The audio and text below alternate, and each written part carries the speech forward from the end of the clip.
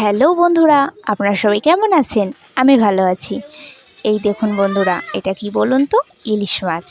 আজকে আমাদের বাড়িতে ইলিশ মাছ রান্না হয়েছিল। তো আজকে এই কদিন অম্বুবাচী চলছিল, আজকেই অম্বুবাচী শেষ হলো। তো তাই জন্য অম্বুবাচীতে আজকে আমাদের শ্বশুর বাড়িতে ইলিশ মাছ খেতে হয়। অম্বুবাচীর মধ্যে যে কোনো একদিন খেলেই হবে। তো আজকে বাবা শ্বশুরমশাই ইলিশ মাছ এনেছিল, তাই জন্যেই মা আজকে ইলিশ ভাপা করেছিল। তো সেই রেসিপিটাই আপনাদের সাথে একটু শেয়ার করলাম, ইচ্ছা হলো। তো এই দেখো, মা কিন্তু এখানে ইলিশটা, কাঁচা ইলিশ একটা টিফিন কৌটোর মধ্যে রেখে তার মধ্যে নুন, হলুদ, আর ওখানে মা সর্ষে বাটা আর পোস্ত বাটা দিয়েছিল।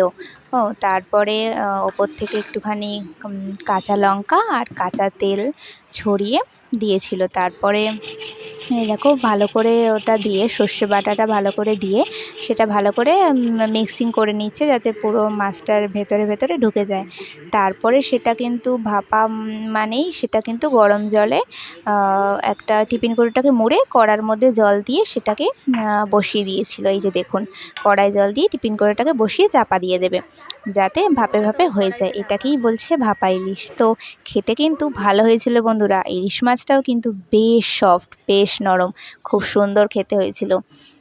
তো আপনারা অম্বুবাচীতে কার কার এরকম বাড়িতে নিয়ম আছে, কমেন্ট করে জানাবেন কিন্তু। ভালো লাগলে লাইক কমেন্ট